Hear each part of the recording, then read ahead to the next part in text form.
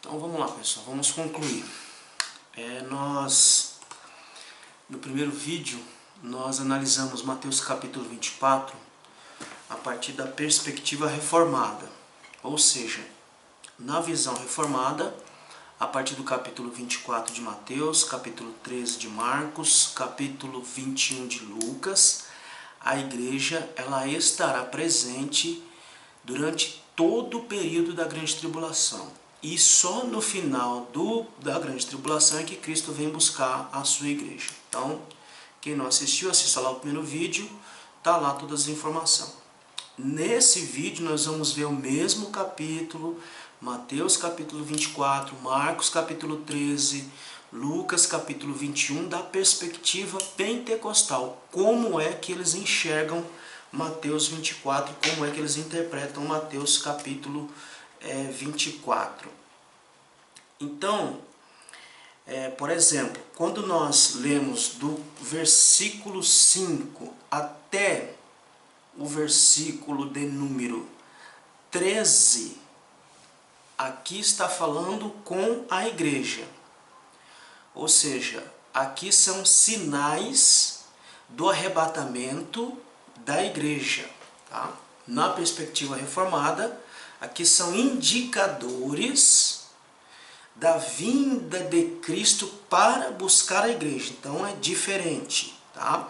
Na perspectiva pentecostal, quando eu leio o versículo 5 até o versículo 13, são sinais do arrebatamento da igreja. Então a leitura é diferente. Para aqui vai, na verdade, indicar, são os sinais, os indicadores, na perspectiva reformada, os indicadores da vinda de Cristo para buscar a igreja no final da grande tribulação. Na perspectiva pentecostal, que é que nós estamos analisando agora, aqui do verso 5 ao verso 13, aqui são sinais do arrebatamento da igreja, aquilo que é chamado de princípio de dores. Então, na linha pentecostal, diz que a igreja ela passará por esse princípio de dores, que está descrito aqui nos versículos, do verso 5 ao verso 13. E aí não vou me repetir, porque você sabe muito bem do que trata aqui. Tá? Quando vai falar de guerras, rumores de guerras, terremotos, fomes, pestilências, todas essas coisas, na visão pentecostal, é um sinal de que está próximo o arrebatamento da igreja. Tá? Então esse é um primeiro ponto. Na visão pentecostal, do verso 5 ao verso 13, são sinais ou dores de parto que indicam que Cristo está para arrebatar a igreja, ou seja, vai tirar a igreja antes que se inicie a grande tribulação. Mas ela passará por esses períodos, por esse princípio de dores. E aí sim a igreja vai ser retirada. Aí quando nós lemos, por exemplo, no versículo 14, e daqui a pouco nós vamos ver outras divisões aqui que o texto marca, mas vamos ver aqui o versículo 14, que diz assim, ó, e este evangelho do reino será pregado em todo o mundo, em testemunho a todas as nações. Então virá o fim. Para o pentecostal, na visão pentecostal, o versículo 14, quando que ele vai se cumprir? Ele vai se cumprir quando a igreja for arrebatada. Então, quando a igreja for arrebatada, que aí iniciar-se a grande tribulação, aí sim esse evangelho do reino será pregado em todas as nações. Eu não vou ficar entrando em detalhes da visão reformada, porque você tem o primeiro vídeo, então você dá uma olhada lá. Nós vamos só ficar na visão pentecostal. Então, para o pentecostal, quando ele lê o versículo 14, imediatamente ele vai ligar o versículo 14 com o período da grande tribulação, aonde haverá uma pregação maciça do evangelho. Aí você lê lá em Apocalipse, lá no capítulo de número 11, que fala das duas testemunhas, que haverá uma pregação pelas duas testemunhas. Também você vai ver lá em Apocalipse também os 144 mil, tá? Que é outra força missionária também. As duas testemunhas também que pregaram nesse período. Tá? Então, nesse período aqui, o versículo de número 14, ele vai se cumprir nesse período. Aí, aonde a igreja vai estar? Como a igreja já foi arrebatada junto com Cristo para os céus, o que vai acontecer? Aí no capítulo 19 vai dizer, enquanto a grande tribulação ela acontece aqui embaixo, aqui na terra, a igreja estará lá no céu com Cristo participando das bodas do Cordeiro, segundo a visão de Apocalipse capítulo 19. Então, na perspectiva pentecostal, quando lê-se o versículo 14, logo entende-se que essa pregação ela vai ser efetivada a partir da grande tribulação. A igreja é levada e aí então o evangelho do reino será pregado em todas as nações. Esse é um ponto. Pronto, então até aqui tem a ver com a igreja. Agora aqui a partir do versículo 15 é como que se abrisse na visão pentecostal, é como que se abrisse um parêntese. Então do versículo 5 até o versículo 13 está falando com a igreja. A partir do versículo 15 até o versículo 28, abre-se um parêntese onde o Cristo vai falar diretamente com o seu povo. Vai falar diretamente com os judeus. Então, tudo que vai começar a iniciar-se aqui, a partir do versículo 15 de Mateus 24, onde nós estamos analisando, do versículo 15 até o versículo 28, são predições e advertências de Cristo para Israel ou para os judeus. Ou seja, o que acontecerá com os judeus durante esse período. Tá? Então, esse é um primeiro bloco que a gente tem que destacar aqui. Tá? Então, nesse primeiro bloco aqui, o que está acontecendo na visão pentecostal? Cristo vai fazer sérias advertências, tá? Em relação a Israel e vai predizer o que vai acontecer com Israel durante o período da grande tribulação. Tá? Então, esse é um ponto. Aí, quando você lê, por exemplo, o versículo 15 do capítulo 24 diz assim: quando, pois, virdes que a abominação da desolação de que falou o profeta Daniel está no lugar santo, quem lê, entenda. Aqui, e nós já lemos e já discutimos isso lá no primeiro vídeo, quando fala aqui no versículo 15 especificamente, e Lucas vai deixar bem claro de que abominação que ele está falando aqui, lá no capítulo 21, e eu vou só reler para poder explicar a visão aqui na perspectiva pentecostal, como que enxerga o verso 14. O versículo 15, Mateus está fazendo uma menção, ele está tirando de um texto de Daniel, que teve um cumprimento imediato com Antíoco Epifânio no 2º século antes de Cristo, e depois vai ter um outro cumprimento no período de Tito, e Lucas vai dizer isso. Vamos abrir lá em Lucas capítulo 24 e versículo... Lucas capítulo 21. Lucas capítulo 21, versículo 20. Que diz assim: mas quando vi Jerusalém cercada de exércitos, sabei então que é chegada a sua desolação. E aí Lucas vai deixar um pouquinho mais claro.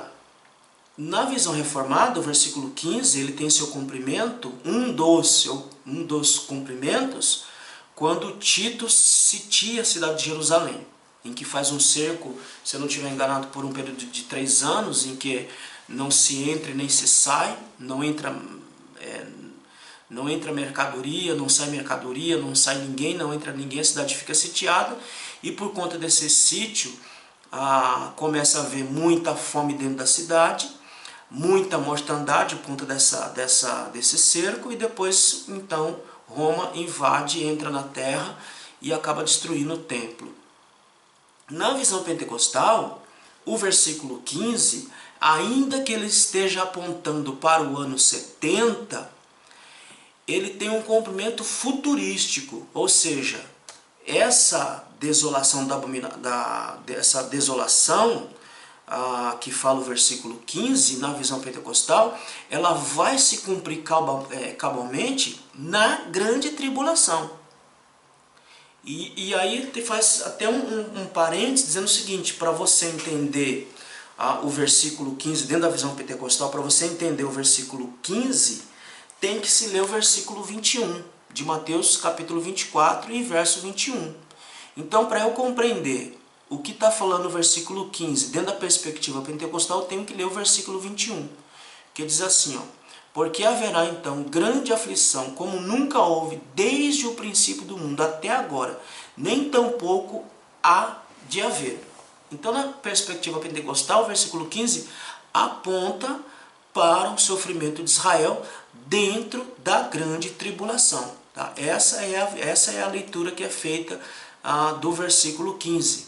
Por mais que tenha ocorrido o evento no ano 70, mas ele vai apontar diretamente para o que vai acontecer dentro da grande tribulação. E, apesar de os judeus terem sofrido ao longo da história, durante séculos, esse texto ainda vai se cumprir com muito mais força, com muito mais intensidade, a partir da grande tribulação. Aí você vai para um outro bloco do capítulo 24, que ele vai do versículo 29 ao 35, aonde fala da manifestação de Cristo. Olha o que diz aqui. Então nós estamos indo na perspectiva pentecostal. Aqui vai dizer o seguinte, Mateus capítulo 24, versículo 29. E logo depois da aflição daqueles dias, ou seja, da grande tribulação, o sol escurecerá, e a lua não dará a sua luz, e as estrelas cairão do céu, e as potências do céu serão abaladas. Então aparecerá no céu o sinal do Filho do Homem, e todas as tribos da terra se lamentarão, e verão o Filho do Homem vindo sobre as nuvens do céu, com poder e grande glória. E ele enviará os seus anjos com rijo clamor de trombeta, os quais ajuntarão os seus escolhidos desde os quatro ventos, de uma a outra extremidade. E aí continua até o verso 35. Aprendei, pois, esta parábola da figueira. Quando já os seus ramos se tornam tenros e brotam folhas, sabei que está próximo o verão. Igualmente, quando virdes todas estas coisas, sabeis que ele está próximo às portas. Em verdade vos digo que não passará esta geração sem que todas estas coisas aconteçam. O céu e a terra passarão, mas as minhas palavras não hão de passar. Então, o segundo bloco aqui, Cristo vai falar sobre a sua manifestação em glória. Só que aqui a igreja está junto com Cristo. Quando Cristo, no final da tribulação, Cristo vem, a igreja vem junto com Cristo. Tá? Na visão reformada, Cristo vem sozinho para arrebatar a igreja. Na visão pentecostal, Cristo vem com a igreja para colocar fim à grande tribulação e aí sim instituir o juízo das nações. Tá? Então esse é um segundo bloco. No terceiro bloco, que você pega do capítulo 24, que vai do versículo 36 ao versículo 51, o capítulo 25, do verso 1 a 13, aí ele está falando especificamente do arrebatamento da igreja. Então, parece que está meio confuso o texto. Aqui o texto não está arranjado em ordem cronológica. Tá? Então, ele fala de uma coisa aqui, depois ele fala de outra aqui, depois ele... Então, ela não está arranjada em ordem cronológica. Mas aí quando você pega do capítulo 24, do verso 36 a 51, capítulo 25, do verso 1 a 13, Cristo vai tratar especificamente do arrebatamento da igreja. No capítulo 25, do verso 14 a 30, Cristo vai falar do tribunal de Cristo, cuja igreja vai passar.